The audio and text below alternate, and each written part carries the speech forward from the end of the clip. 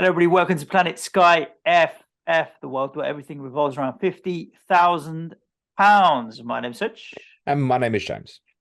It's another week of Sky, although, if you're talking in match weeks, still 2 games to go, but, it's a bit more fluid, this game, than FPL. So it doesn't really, I don't really look at match weeks per se. Nah. It just kind of look at it as one big fluid timeline. But yeah, we're in the middle of week 24. How you feeling? Oh, very demotivated for this, I must say. Just for me, because the season's dead in January, unless something happens by miracle of me doing essentially nothing. So I've used more transfers than the majority of people. I'm down to 23 now. The big kind of Man City gamble hasn't worked out, but then the only way I kind of make ground is by sticking with a lot of it. And that's problematic when you get things like, oh, John Stones injured on Saturday, and then, oh, shit, I don't know how long he's out for. Oh, fuck, I might as well go with that second Newcastle player for Sunday. Oh, John Stones is back tomorrow night. It's like, it's a bit like that at the moment. Although, to be honest, I couldn't, if I hadn't sold John Stones, I couldn't have been able to get Kieran Trippier in, which was something I had to do. I captained him on Sunday. So that's fine. Yeah, I bought Trips and Almiron on Sunday. I bought Rashford on Saturday. 67 points for the week is shit. If City kick the clean sheet, it's a good week. There's literally, it's on those fine lines and stuff. It hasn't worked. I've been killed by Newcastle. I'll keep getting killed by Newcastle, by the way, because I was looking on FF stuff at the EO of Newcastle, Arsenal, and City defensive players, and Newcastle's the highest. And it did remind me. So I've still got like Edison, Cancelo, and Walker. It did remind me that if or when, say, City keep clean sheet against Tottenham tomorrow night, like, it is going to do me a massive favour. But there's too much for me to even, I think, get a rank that at the end of the year, not that it matters, that I'd even go, oh yeah, I'm pleased with that. Like, I think I'm already in that position. So I'm here purely, Serge, to help everybody else and help you win £50,000 this season. Well, I'm going to start at the podcast with it. The world revolves around £10,000 because the way I see it, like Paul from Hubs, if he's at 79th at the moment, which is what his rank was last Smashing episode, it. he's winning it. So I'm going for second place, James. So the world revolves around £10,000, and if you Is it help me win 10k that, for second? I'm pretty sure, isn't it? I'll have a double check on that if I was you. Oh, okay, fine. Maybe I'm wrong. Mind you, don't Prizes, expect 5K. to ever see the money. Like, if anyone from Sky Bet's listening, people waiting for the World Cup payouts and stuff. Just saying, hashtag. Five grand second place, £1,000 third place, and then 500 quid for fourth and fifth. I mean, if I'd love it if Paul won it, that would be amazing. I reckon he would. I reckon Paul would buy me a beer. I'm gonna put it out there. I've no doubt about it. Definitely. So in fact, I'm gonna go all out because I know Paul will listen. I'm gonna go all out and say, Paul, buy everyone a beer. Yeah, definitely. We're having a party. Paul's hosting it, and he's paying for all the beers. You can pick your job, so you can pick the venue. Make it an expensive one. Yeah. He'll only do that in Scotland. Let's be fair, right? He ain't coming down to London and paying London prices. I ain't going to Scotland for 1 pint. So the points. Here's the interesting thing, right? It's Paul's going to think we're having a Paul McAnulty appreciation pod. He's we love Paul, so it's all right. He's 109 points ahead of me, James. I mean, that's catchable. It is, isn't it? That's the thing. It's not enough. That I had a fairly good week actually. In the end, I ended up on 92 points. And the way I measure where I'm doing, because the transfer counts are so all over the place, is how far am I off the top 100? Because when I go into leaderboard, I scroll down. You say this every week. Yeah. So I've closed it. So it was 130 points this time last week. Now it's 100. So I've made up 30 points. Okay. And each week, if I can claw back, every time I make a couple of transfers, if I'm clawing back 10 points, then I'm good. And I made 3 transfers this weekend. So 92 points for me, it wasn't too bad at all. I had 5 City players and Rashford on Saturday. I captained Haaland, as most did. I got the points from for De Bruyne and Rodri for the assist and a tackle tier. And I got a passing tier out of Kyle Walker, even though he did pick up a yellow card. Oh, sorry, goals conceded as well. And Edison, nothing. So the Man City players didn't do particularly well for me, although Rashford's 11-pointer was nice. But on the Sunday, I had Harry Kane, Paulinho, Thiago Silva, Kieran Trippier as well. Who did you captain? I captain Trips. Nice. Interestingly, Thiago Silva, 12-pointer, he did really well. He completed more passes in the first half on Sunday than he did in the entire game against Fulham on Thursday previously. It was like 46 passes in the entire game against Fulham. He'd done that by half time on Sunday. Don't forget, obviously, finished that game against Fulham with 10 men as well. Yeah, I get that. But I captained him on Thursday against Fulham. I didn't captain him on Sunday. No, I'm just saying that if they'd not had the player sent off, he may well have hit passing tiers. That's all I'm saying. I would say. But I sold Mo Salah for Harry Kane. I decided, obviously, I'd got captaincy for Harry Kane coming up against Fulham, and he's got a couple of decent fixtures. So I sold Mo Salah. I decided to sell Ederson for Nick Pope. I really liked Newcastle's next 4 versus the 2 that Man City have. In Tottenham's one of them, and then Wolves, they probably will keep a clean sheet. But I reckon Newcastle were good for 3, maybe 3 out of the next 4 clean sheets, and they already kept 1. And then I decided to sell Rodrigo. They've got what would you call the opposite of 3 for 1s? They've got a drought of fixtures, haven't they, in the next few weeks? Well, they've got Brentford obviously on the Sunday, and then they've got Forest the following Sunday. So it was always the case that after Villa you could come off. We said that coming off Leeds would probably be a bit easier than coming off of Villa because further down the line it would be difficult to come off Leeds.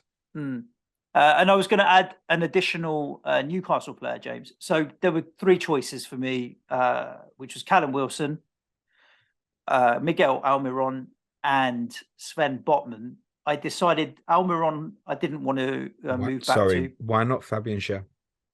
It could have been Schär, to be fair. It could have been Schär. But I don't know why I just decided to go with Botman. Did you buy Botman over Schär? Yeah. I don't know, mate. I don't know. It reminds me why you're not going to win this. Almiron I couldn't do because of formation, mate. Because if I want to go back to Salah, it would have left me 5 in midfield. So I didn't want to get Almiron. And then I looked at it and I've got Pope and Trippier. If I went with a third defender, say they do keep 3 clean sheets out of the next 4, I'm going to make some big gains. And then when we spoke, you were like, Wilson's a bit iffy, Isak's back fit, we saw he came off the bench and scored. So I decided, sod it, I'm going to go with the additional defender. I ended up with Botman, Trippier captain, and Pope. That Mitrovic penalty miss was the equivalent of 25 points difference. Love it. It's a game changer, isn't it? Yeah, exactly. What price is Schär? Is he cheaper? It's 7, yeah. Botman's 7.5. Oh, wow. Okay. Well, money's not exactly a problem right now. I get that, but it might be. Yeah, and to be fair, the thing with Schär is, like, attacking returns are better. Yeah, you got a little bit. I mean, to be honest, it's conflicting.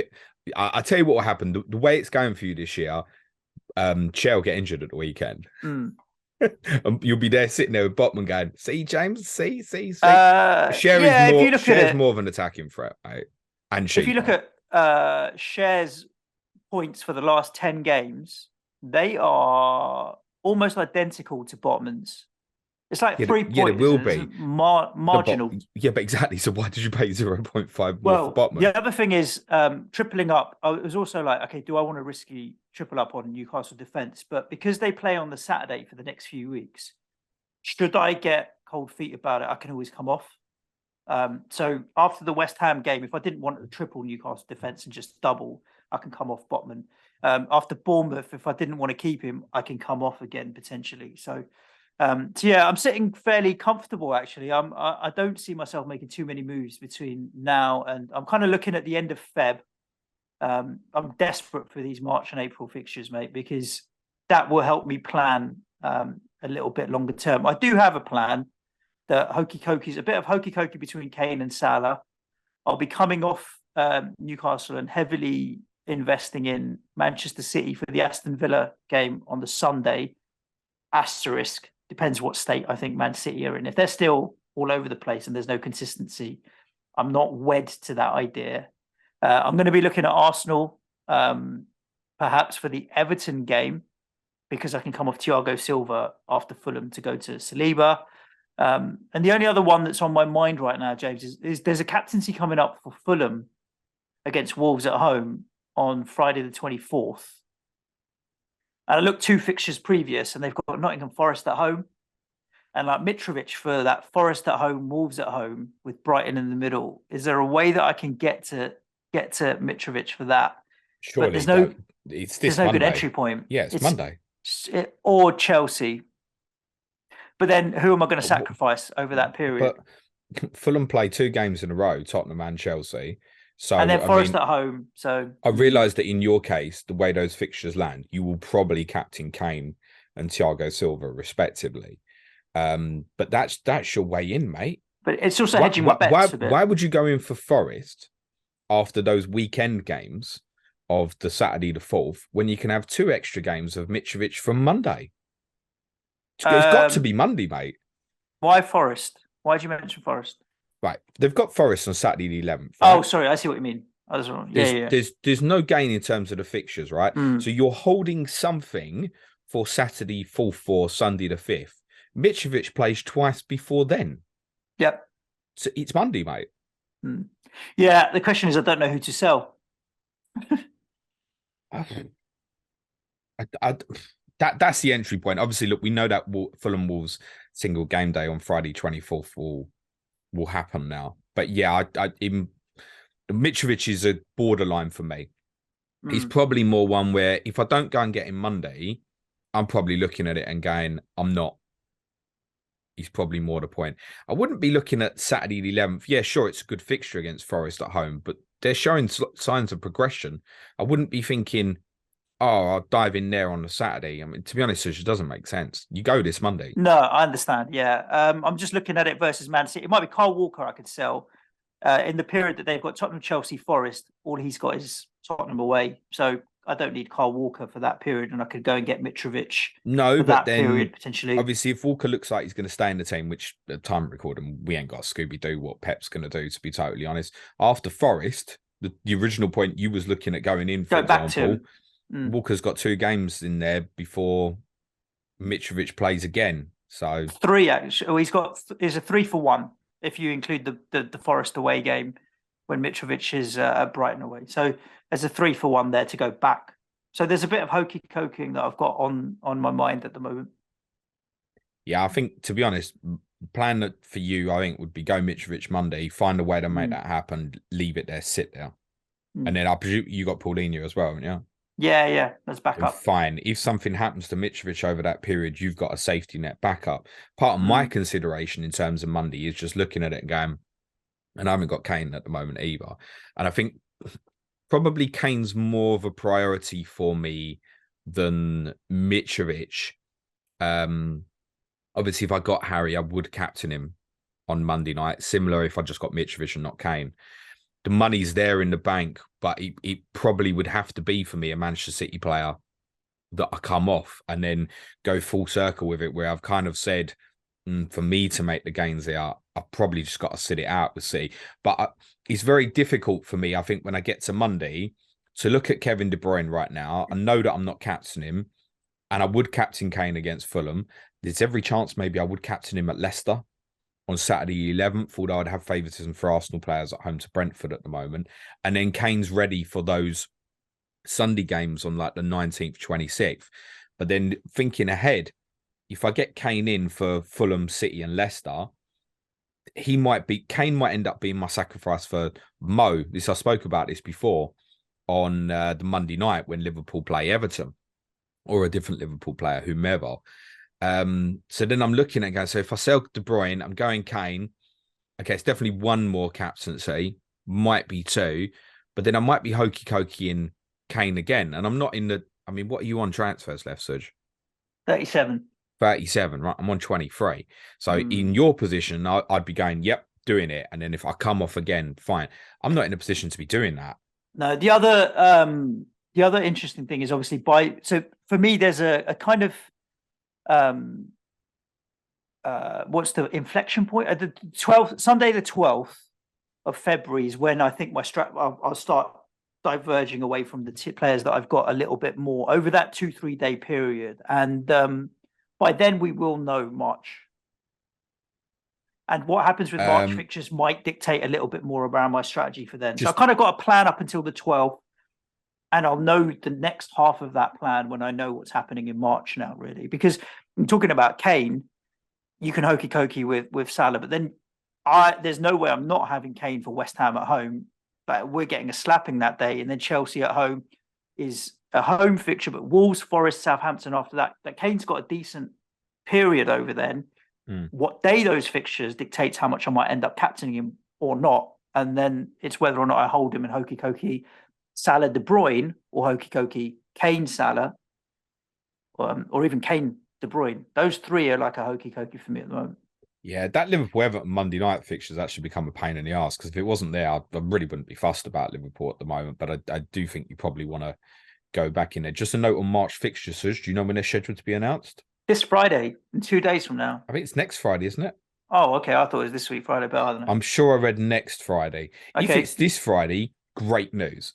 If it's next Friday, don't expect to get them on time.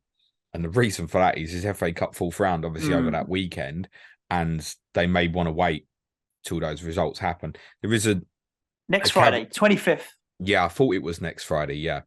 So I don't think they'll meet that deadline. By the way, I think it'll end up being the following week, because they'll wait for the FA Cup results, and you know what they're like.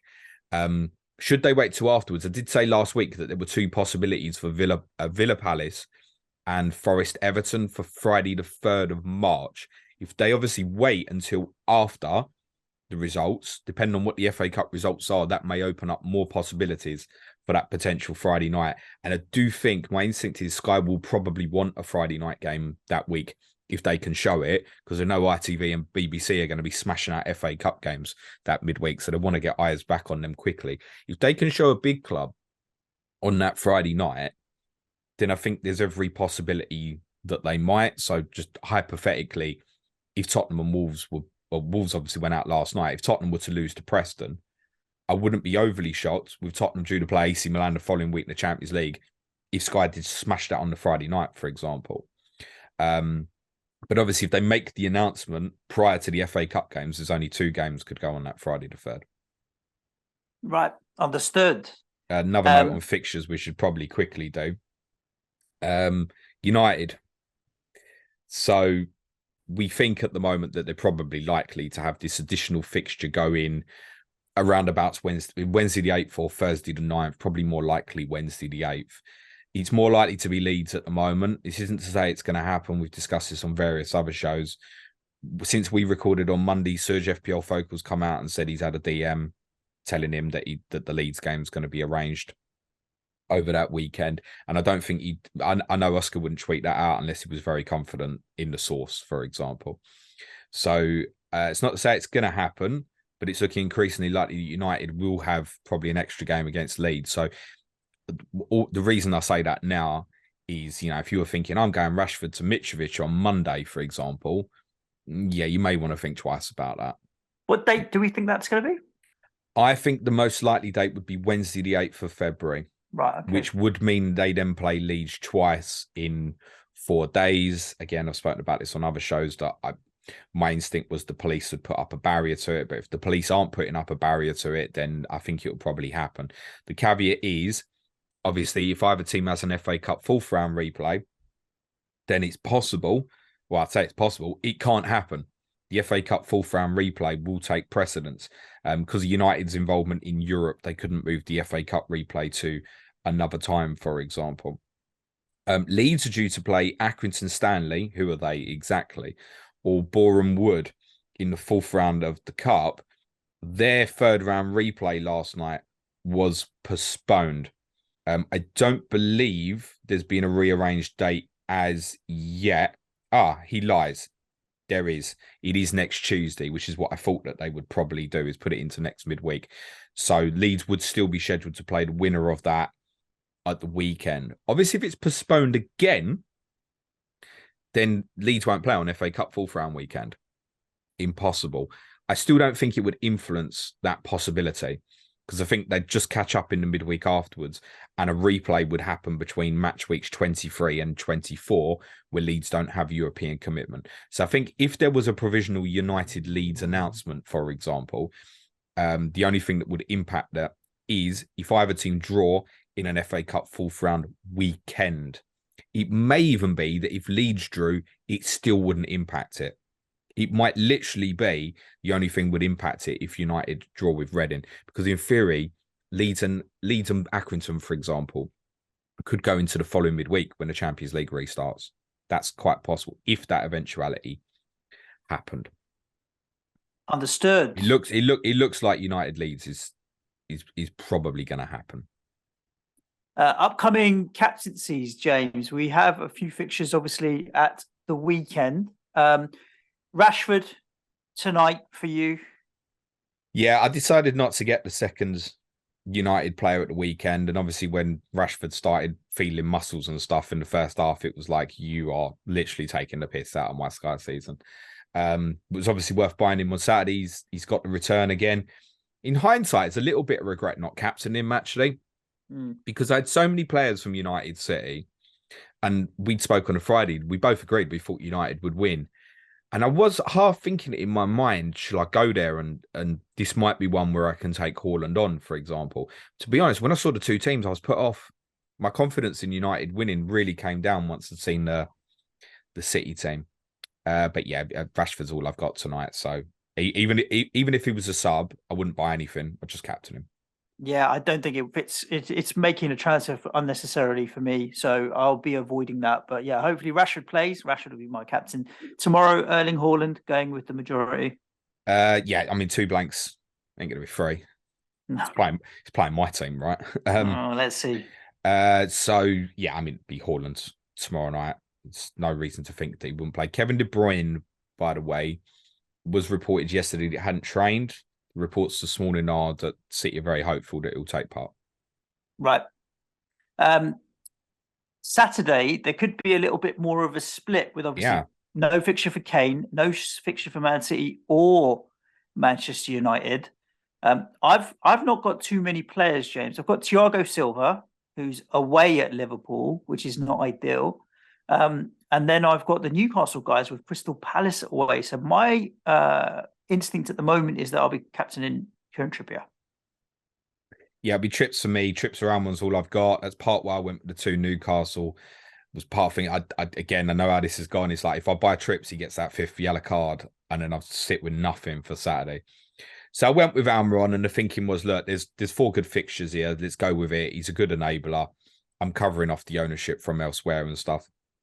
And then I can move it on to something else around about Sunday the 12th, for example. I might even manipulate my team in the short term where I can go from Almiron to Salah even that week, where I'm leaving the money in the bank possibly. And I think there's a few others might look at that sort of eventuality as well. Might even be that I'd look at manipulating its trips that comes off if I've already binned Almiron. I'm considering that sort of thing in my mind. All I've got's them, so it'd be trips. I think the best choice out of everybody would be a West Ham attacker, wouldn't it? No, it's Salah. Yeah, I think agreed. If I had Salah and trips at the weekend, I'd go Salah with Chelsea at home. I know they don't look right at the moment. He had a little break last night. He only come on as a substitute. They don't have a fixture next midweek.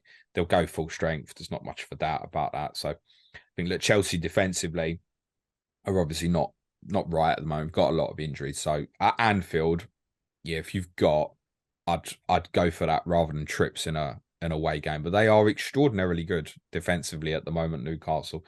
And if people have got a preference for trips, Fabian Schär, absolutely fine. There's even a small chance of passing tiers in that fixture at Palace, but I don't think you're never really expecting it with Newcastle, I don't think. No. Sunday is going to be a Manchester City player with Wolves at home for me. Again, Haaland, but we'll wait and see on the team. If there's any reason he's not there, I've got other options there. Kevin De Bruyne or Rodri or Saliba. I might not have Kyle Walker. Yeah, Saliba at home, Manchester United, but United are in good form. I prefer that Wolves home game is the one, mate. Yeah, for City. to be honest, yeah. Look, we're seeing the team against Wolves on Sunday, so yeah, as good a form of Arsenal are in, they are playing United on Sunday, so yeah, it will be a City player. Kane on Monday night. Depends if I buy him or not, Serge. I think. Okay. I'm possibly leaning more into the not. It might just be one, and I think most people probably should. By the way, if they don't own, there'll be a lot of people obviously already own. But it might be that I let it go, I think. And I might even let Mitrovic go as well. I genuinely just might look at it and go, I'll go Paulinho. I'll go Paulinho for the 3 single game days, the Tottenham, Chelsea, Wolves. Because to be honest, my expectation from those 3 captaincies would be, I wouldn't say 30 points because I don't expect them to get it in every game. But I don't know, probably 24 points. Mm. And so even if I buy Mitrovic, he's got to be outscoring that fairly heavily, I think, for it to be worth it. Because I know, what's the chances that Paulinho... He's almost more chance of Mitrovic pulling up 3 2-pointers in those single game days than there is Paulinho. Now, I realise Mitrovic's ceiling is much higher. But you go into every game with Paulinho thinking he's going to get tackles. That's how it feels. So there's that as well. If I go Mitrovic, he's probably got to really heavily outscore him. If I've got Mitrovic in, I'm going to captain Mitrovic, and I've got to because the ceiling's higher. But then it comes down to value of transfer that I need to consider. And then there's that impact of Kane as well. So to buy Kane Monday, if I'm not going to captain him in that Leicester, the 11th game, which I don't have to, there's alternatives. Arsenal play Brentford. Even Newcastle at home to Liverpool, not Liverpool that weekend. Newcastle away to Bournemouth is good fixture, for example. And Fulham at home to Forest. Paulinho again, for example. So Kane, I'd need him to go off Monday to buy him. And by the way, in away games, just as much as home games, there's every chance that he will. But they're a good side at the moment, Fulham. So it genuinely might be such that I might just let it go completely. Understood. And just go Paulinho. Cool. Well, that's the captaincy. Then obviously we've got FA Cup after that, and we don't come back to the Premier League till February. So in between that time, we will get March fixtures and transfer window closes. He says all of that kind of stuff. So no, you will be before Friday end of the month. Before Fulham Chelsea kicks off at Stamford Bridge Friday the 3rd, you'll have the TV fixtures. Surely. I was sure that they'd made a commitment to giving, with the TV fixtures, bar April and May, a commitment of 6 weeks. And yet this was penciled in as only 5 weeks notice anyway. So, whatever. Yeah. Premier League, eh? Cool. Do you want to cover off anything on terms of tier points from the weekend and any interesting stats? And we will then look at some of the questions that we've had in on Twitter. Thank you if you have sent a question in. Again, follow James at Planet FPL Pod, and that's where you can submit your questions whenever he tweets. Yeah, I will. Just before I do, just want to cover off a few new prices in case it's missed people by because people get added to the game and you forget about them. Mario Lemina of Wolves in at 6.7. Mikhailo Mudryk is in at 9.0 as a midfielder.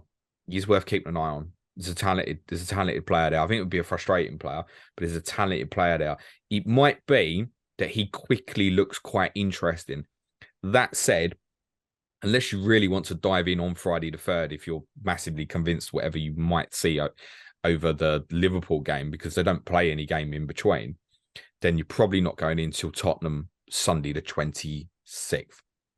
Chelsea's fixture against Leeds is almost guaranteed to be Saturday the 4th, unless it's one where Leeds go out of the cup. It's another one that could be Friday the 3rd, for example. But Chelsea have already got a Friday home fixture this month. I don't know if they'd have another one. Jorginho Rutto's coming at Leeds is 7.3. He's a record signing. He's a forward. He might be one later in the season once it progresses if he can establish himself. Because I don't think it's a certainty he goes straight in. That's a cheap price for a forward if they've got single game days. Weghorst is in at 7.5, Suj. Okay. We do know that he's travelled to Selhurst Park tonight. And obviously Anthony Martial went off at half time at the weekend. I don't know if Martial was travelled. Weghorst 7.5, Suj.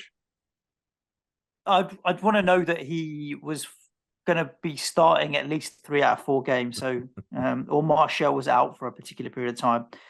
Not overly excited, mate, to be honest. João Felix obviously got sent off fairly hilariously at Fulham last week. I apologise to anyone who went and bought him straight away. 9.7 million forward. Fofana, the forward they bought, is in at 7.3. There was a strong rumour at the weekend that he was going to start. He didn't. Badiashile, who they've got in, is an 8.5 defender. And being left-footed, there will probably be some bias where Cucurella's out of favour and he probably will get a lot more minutes, I think, going forward, because they put him in, kept a clean sheet. He had passing at the weekend. Lewis Hall has been playing quite a lot. He's 6.7, but he is a midfielder. Right. And there are other, obviously, great enabling midfielders.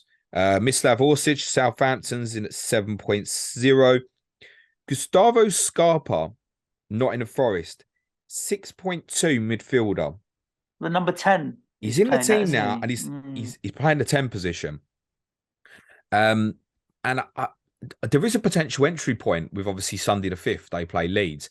Now, that said, after that, they then walk into more difficult fixtures. But I think he may end up staying in the team. They bought another Brazilian midfielder yesterday, who I think will play a more deeper position and strengthen up that midfield fray. Scarpa at 6.2, he's worth keeping an eye on, I think.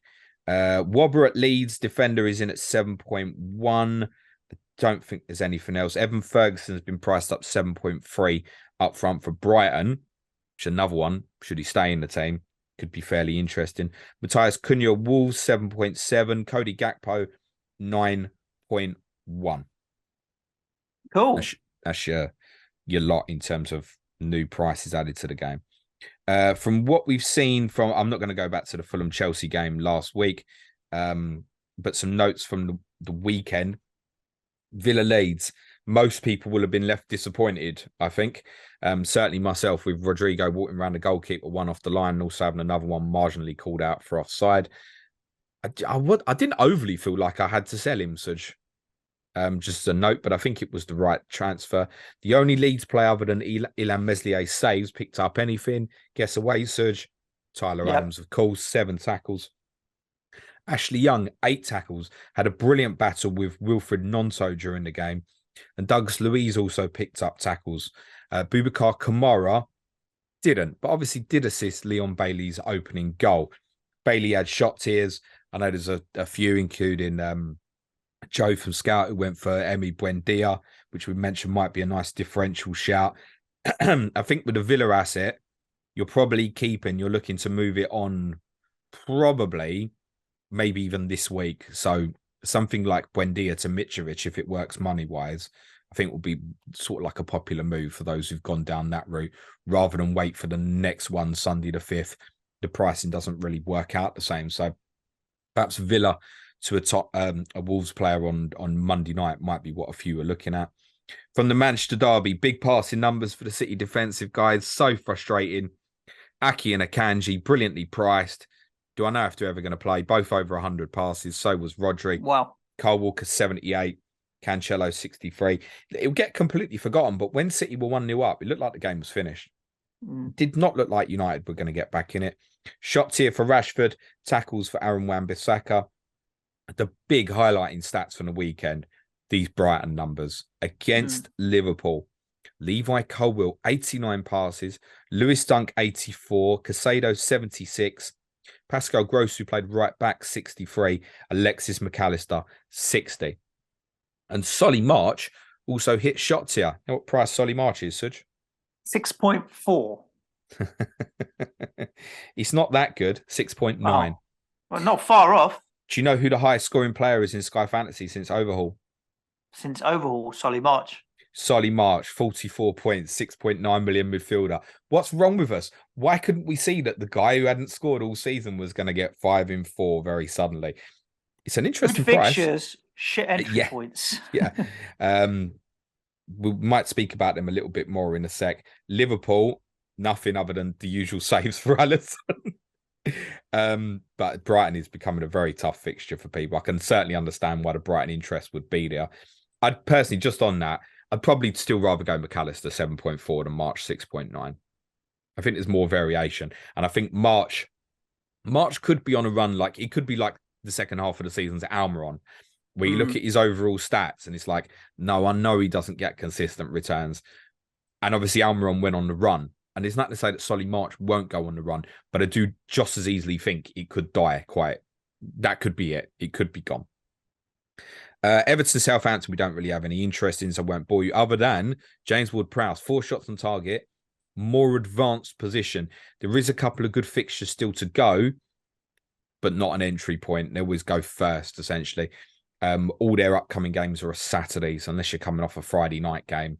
And by which point you've gone so far through their good run of fixtures now, those who've been on will be delighted with what's happened and his more advanced position.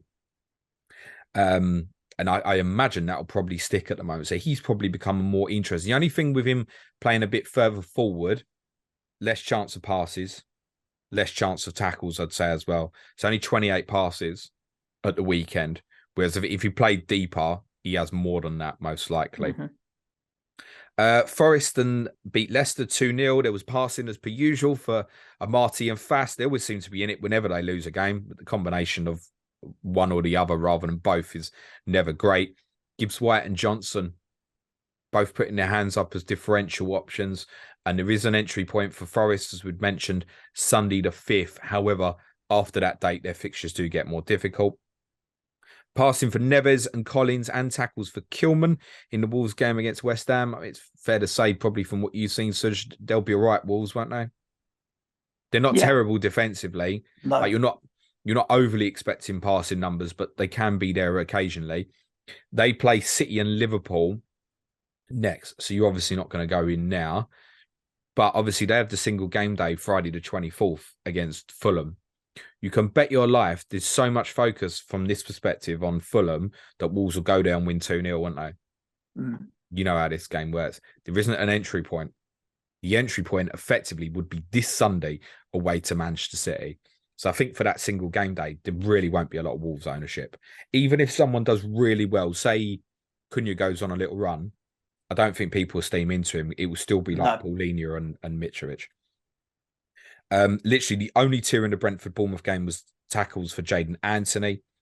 No, we don't know if Ivan Toney's going to get a ban. There were loads of tackles in the Chelsea-Palace game. Mitchell, Doucouré and Ayew for Palace. Badiashile on top of passing. Silva on top of passing. Jorginho on top of passing. Gallagher and Ziyech all in tackles. Aubameyang managed the shots here despite being a substitute. 5 saves again for Kepa.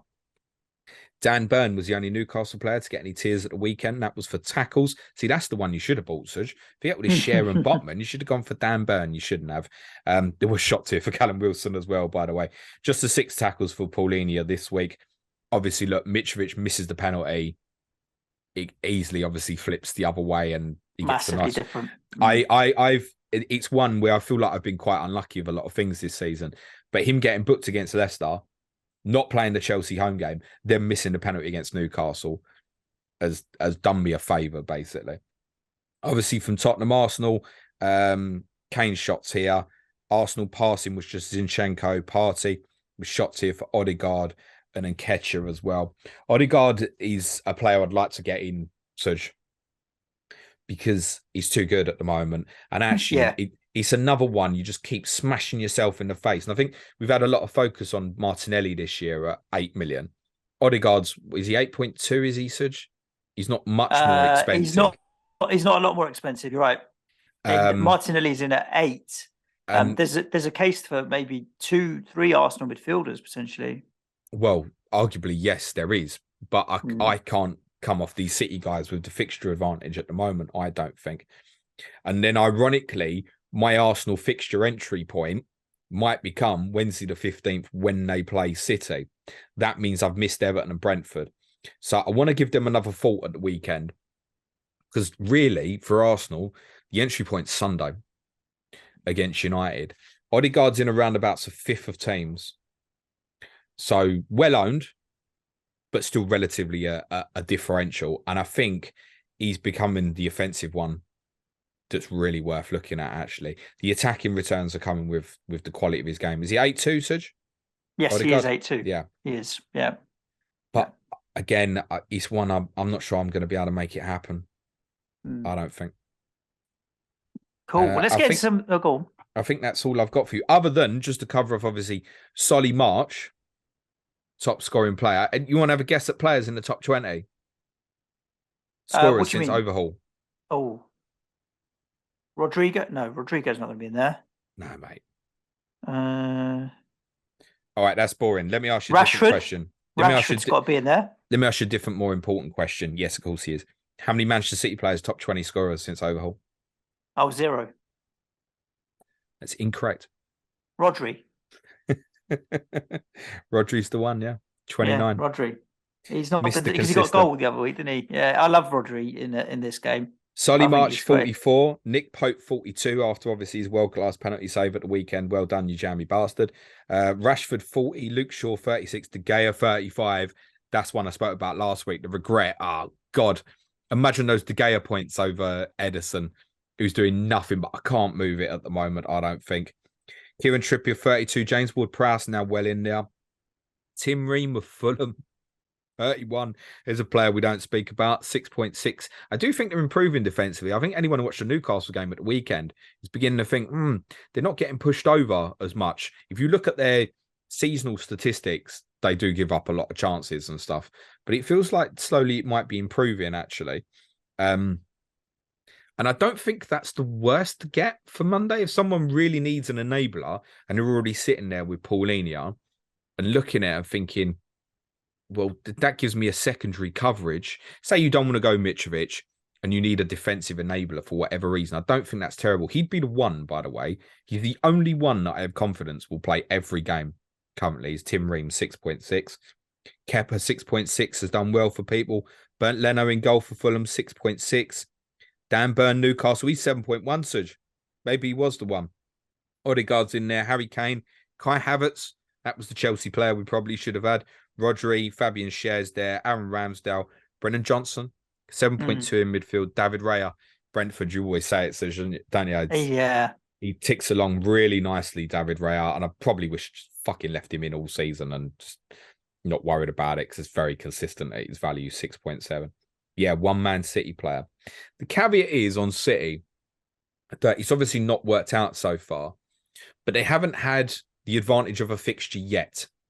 Everybody's played, 4 games since Overhaul.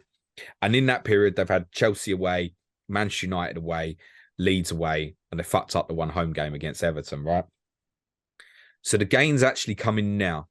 And I know there's a big, I want to come off, and I get that feeling because they're just not doing it at the moment.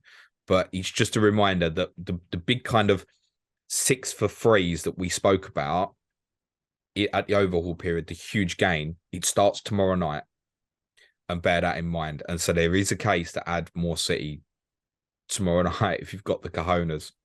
Cool. I think I'm sick of it. I'm down to 6 now, and I think I'll stick with the 6. I think I'm on 4 now, James, and I'm going to stick to 4. I had to second guess myself. But yeah, Walker, Rodri, De Bruyne, and Haaland. That's enough for me for now. De Bruyne's the first on the chopping block. It's too much money for, and yeah, I've left myself with like 3.3 in the bank. But yeah, if I don't get good vibes De Bruyne on Thursday, tomorrow night, or on Sunday, then that's going to tempt me more into possibly Kane Monday, isn't it? Yeah. We've had plenty of questions in on Twitter. We will answer them for you now. By the way, those stats taken from FF stuff. Cheers, pal. Nice. United Dolly says, what are your thoughts on the possible blanks in game week 25? It's interesting. So Newcastle, for example, they've got Brighton at home, but should that game go, that's sandwiched in between Liverpool and Man City. So you've got a real nice block there where if they lose that Brighton game, I'm coming off all of them really after the Bournemouth game. And the other one that's highly likely to go potentially to Manchester United fixture, although that's on the Sunday against Brentford, but that's only Rashford for me at the moment. And that's a Liverpool game after that as well. So we could kind of come off them if that ends up being the final. I highly recommend, and I'm going to guess most of the guys probably have, but there will be some guys listening who obviously don't play FPL. I do honestly recommend you listen to the Chip Strategy podcast next week, and you can skip your bits about triple captaincy and stuff like that. There's a lot of useful information in there in terms of looking ahead at where fixtures might go. And one of the things I obviously mentioned on that podcast, Serge, was the possibility that these teams might not blank. The example being Liverpool next week. Liverpool beat Brighton in the FA Cup fourth round. Could the fixture get moved from the weekend to the midweek and then become a single game day when Newcastle play Brighton? So do bear that in mind at the moment. And although that doesn't look likely, should United lose to Reading, then the possibility is the same for the United-Brentford game, where it moves from the Sunday and could even just go immediately into the midweek. In fact, in the case where United lost, I really, really would not be surprised if that's exactly what happens. I think in the Newcastle-Brighton game, that's possibly less likely. Brighton obviously have other games to rearrange as well. So it could even be, if Brighton lose to Liverpool, for example, and Newcastle don't make the Carabao Cup final and Newcastle-Brighton stays on, there's every possibility that the Brighton rearranged games against Bournemouth or Palace might go into that midweek because they're out of the FA Cup. But to be honest, say with the Brighton fixtures, that could be any midweek. Any midweek against sort of Palace or Bournemouth could be any time. Obviously, I wouldn't. Those aren't ones that are going to. All right, Brighton and Bournemouth in 2 weeks. That's not going to happen. It's not necessary. But in theory, those games with Bournemouth and Palace can go into any week. So the answer is, we don't know what's going to happen. Be aware of the possibilities and understand the impact that the FA Cup results can have on these games. In terms of, was the question, where will they go, Suj? No, it was just what your thoughts on the blanks. It was very broad. Well, look, at the moment we have to work on the assumption, I think, that United and Newcastle is probably going to be the final.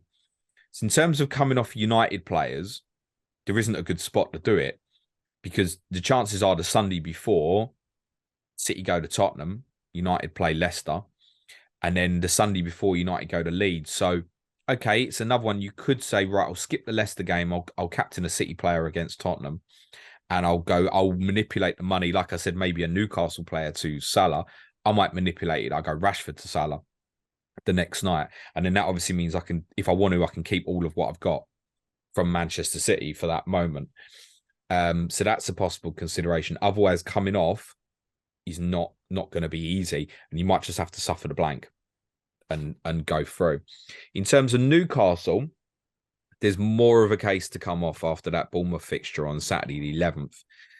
Because if they don't play Brighton at all, you've obviously got immediate gain of teams that will play the next day. So, I mean, let's just say hypothetically, at that point, you haven't got Manuel Akanji, and he looks absolutely locked to be in the Manchester City team.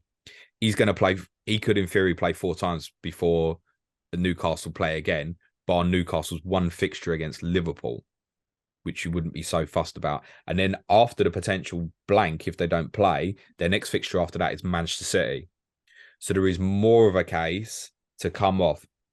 The only thing, of course, you should be aware of is Newcastle's game against Nottingham Forest is a locked-in game for FA Cup quarter-final weekend. And obviously, it's probably one that the TV companies know that. With Forest's home form, Newcastle pushing for Champions League, you can see Sky picking it up. And it might even be like it's the Friday night or something. Okay. So, Aditor says, is it better to get a Man United defender with potentially more fixtures or a Newcastle defender? Like, I can see Newcastle keeping 3 clean sheets in a row here: Palace, West Ham, Bournemouth. So, I mean, Man United have got Palace twice, Leeds away, and Arsenal in there. There might be 2 clean sheets. I don't think it's clear cut, but I do prefer the Newcastle. And what you mentioned in terms of ownership, right? Like the highest effective EO is Newcastle right now. If you don't have 2, you're going to be losing out. So I don't know how much that has an impact on people's thinking. Yeah, but unless you've got an injury in the squad, there isn't a go-in point unless you come off, say, Thiago Silva to trips as an example on Saturday the 4th when Newcastle play West Ham. But even then, it's 2 fixtures, and it might be then exactly what we said. Gains for others, Liverpool, blank, City. So, you can criticise Liverpool and City at the moment. Reality is that's tough. It'd be interesting if that's the scenario, what people do with their Newcastle defenders. I imagine the majority will move that on. Bar Trippier, I'm going to move them all on. And look at other teams. If you've got, I went with Saliba at the start of Overhaul. even though at the time we didn't think he was going to play against West Ham. Because my take was, he's too good value. I just know I want that till the end of the season. Just stick him in. And if you know that you're going to want trips back, you obviously factor in that it's one transfer out and it's another transfer back in. In your case, Suj, you should sell him. You've got too many transfers left, mate. You should come off, get something else, and then go back after Newcastle played City when they then play Wolves at home, depending on when the Wolves fixture lands, for example. That would be the right thing for you to do. For me, it would probably be, fuck it, I'm just going to hold. It's not worth the 2 transfers. To answer your question, though, neither. Because I think even though they were playing City, it was probably going on Saturday. Now, if you picked up issues since then and you want to get a secondary United player, I think I probably prefer that more. Say you're sitting there with just Rashford, I probably prefer more you get the second United player at the moment because of that potential for the extra Leeds fixture. Suddenly, if you put that in, if the Leeds fixture gets added, United have got 5 fixtures from now tonight to when they play Leeds again, and the majority of other teams will only play 3 times. Paul McAnulty, the man that's buying us all a beer, says, "What, if any, edge do you think you can gain in the Sky game outside of the content and data that's out there for general use?" Ian Parent has obviously. You can say fixtures, isn't he? Understanding the fixtures, what James is particularly good at. For example, people who moved on Rashford to a City player a couple of weeks ago, only to now need him back as Sky by the way. Yeah. So is there anything else you can think of? I saw this question yesterday and I was really trying to think, like, what else is there that you can really try and lean on to get yourself an advantage that's not data or content? I think understanding things on the pitch, like James Ward-Prowse's position playing, having a second look and you say, okay, data, Gustavo Scarpa, 6.2. But actually just recognizing, I'm not saying buy Gustavo Scarpa, of course I'm not, but just recognizing that possibility is now there. It's possible that we're sitting here on April and we've all got Gustavo Scarpa because he's 6.2 and Forrest have got 2 single game days or something. That's now a possibility. It's being aware of those sort of things. It's being aware of on-field tactical changes, like because of that, and Awani having a little niggle, Gibbs White's playing up front at the moment. James Ward-Prowse has moved into a number 10 position. If you're like Luke Disable, understanding how Man City might build up their attacks and play and who might start, right? These sort of things can give you an edge. So, yeah, I mean, in the case of me selling Rashford, I didn't think it was logical that the Palace game was going to happen. And that's why I sold him. But I also knew it was a possibility. And I also knew when I sold him that if it did get added, I would have to buy him back. And I knew at that point that it would be for Rodrigo, which is hence why I'd left the 0.7 there to chain that off the Friday night to come back the Saturday.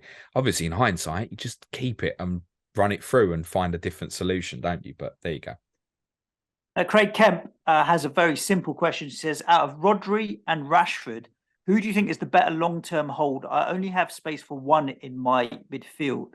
Rashford. I'm such a big Rodri fan, but I have to say Rashford for so many reasons. Firstly, he's cheaper. So what can you do with the money? Secondly, you're never going to captain Rodri. Well, I say never, but it's highly unlikely that over De Bruyne or Haaland or even Cancelo or maybe even Edison, you're never going to captain Rodri. Whereas Rashford does give you that captaincy option. And I definitely wouldn't captain Edison over Rodri at the moment. Well, at the moment for sure, but there might be games where you might think differently. Rodri is your consistent 5. The ceiling for Rashford is just way higher. And when you've just got to factor that in. Like, I mean, even if you said this period coming up, let's go up to the Nottingham Forest game, right? Let's go from tomorrow night because City got 6 fixtures over United's 3. So you look at that on paper and you go, it's got to be Rodri. Then factor in that you won't captain Rodri. So United have got Palace at home Saturday 4th. So that's a potential captaincy. That's probably now looking better than, say, Salah away to Wolves. Or you could certainly make the case for an Arsenal player away to Everton. But suddenly I'd look at Saturday the 4th of February when United play Palace at home and go, if I was sitting there with Rashford and Salah, I'll captain Rashford. So there's a potential captaincy there. And there's also a potential captaincy the following Sunday when United go to Leeds. Now, admittedly, City play at home to Villa. But guess what? If you're one of them who panics, you won't see the City team on that particular Sunday. So there's maybe a couple of captaincies in there. But I suppose over that period, if you were going in tomorrow night, you definitely go Rodri. If you're going in tonight, you go Rashford, don't you? That's just the logical way you treat it. If you need to get rid of one at the moment... honestly, the question is, I can only afford one at the moment. Yeah. Or is it, do I need to sell one? Only space for one in my midfield. I mean, my honest answer is, if you've got both at the moment, my honest answer to that would be find a different solution. Okay. And find a way to keep them both is my honest, genuine answer. If I had to get rid of one right now, because of the captaincies, because then afterwards you've got United against Leicester. Say if the Brentford game stays on, he'd have to be keep Rashford because of the captaincy, I think. Sully from Boston says, do people play Sky via VPN? No idea, mate. Couldn't tell you, and not guilty. And no, I'm going to say not guilty. I'm not going to advise anything, because if I do win the 50 grand, I don't want them to sue me on a technicality for advising people to use virtual private networks. The thing I'm always conscious about is that someone wins it and they're overseas, and Sky Bet just refuse them to give the money. Yeah, it's understandable. And then not only are you denying yourself, you've denied someone else as well, whoever's finished second, and that always, one day that's going to happen. Yeah. If the game continues for years and years to come, one day that's going to happen. Even if it's not, I mean, we might not. Maybe it has happened. Manager of the months and stuff, right? We'd have no knowledge of it. Yeah, exactly. Yeah, there we go. But yeah, James, you can use a VPN. That's a wrap. We've been through quite a few of the questions on Twitter, been through tier points and so on. We'll be back at you next week with Sky Fantasy Football, which is kind of before a nice long break, and during that break we will get more fixtures and what have you. So it's kind of keep your powder dry in the next week, really, and minimal moves. Maybe if you want Kane on the Monday, that's understandable, but not a weekend to be too trigger happy, because there's so much more information coming in the next gap between between 5 and 6. It's worth saying that. Yeah, the flip of that is you've got entry point really for Arsenal would be Sunday. If you wanted Brentford, it's Sunday. If you wanted Leeds back, it's Sunday. City is tomorrow night. You've got United tonight. I wouldn't advise anyone goes for Palace. Technically, even Wolves, we said if you did want it, the entry point is Sunday, and the entry point for Fulham and Tottenham is Monday. So, all those teams playing Sunday, Monday, and obviously the teams playing tonight and tomorrow night, there will be interesting. I just wouldn't look at the teams playing this Saturday, this week. Indeed. There we go. Thank you for tuning in. Hope you did enjoy it. If you're a keen Sky Fantasy Football manager, as we say each and every week, why not consider coming and joining us on Patreon, where James produces a really helpful Excel-based planner that allows you to see when fixtures are. It's invaluable. So it's the only way I manage is looking at that spreadsheet and just so how do I manage? I have no idea, mate, to be honest with you. How do you manage? Badly. Can I be honest with you? A serious admission, I've not planned properly in Sky this year. And I know it. Yeah. Well, it's too late now. The 50,000's gone, sir. Which I realise for some listening again, I don't know how you remember all this shit, James, are going to go, well, how do you expect me to feel then? I'm just telling you, in terms of my standards of planning, I haven't planned properly for Sky this year. Difficult. It's a difficult game with obviously a lot of good managers up there in the higher ranks now as well. The game's getting harder every year. Every year. But we do have a very engaged community on Slack talking about the game. So if you wanted to join our Patreon and come and have a chat with them, then please do that. But other than that, I hope you enjoyed it. We've got more shows coming at you the rest of this week, James. Tomorrow you got Clash of the Correspondents. Yeah, Leicester, Brighton with Aaron Lager and Sam Murray. So there'll be some interesting stuff in there. I think obviously people have particularly got their eye on Brighton assets at the moment. But to repeat, the entry point's not really there unless you're coming off of probably Chelsea after Friday the 3rd, from a Sky perspective. But obviously, they're one certainly to have an eye on if you've got an injury problem or suspension problem or something like that. And on Friday, we'll be reviewing the 2 games from tonight and from tomorrow, Palace United, Tottenham, Manchester City as well. Wherever you're listening, make sure you're subscribed, but do look after yourselves. Stay safe. If you're in England, keep warm. Ciao for now. Keep warm wherever you are. Thanks, everyone. Have a Right. good week. Play it your way. Cue music, please, man shot.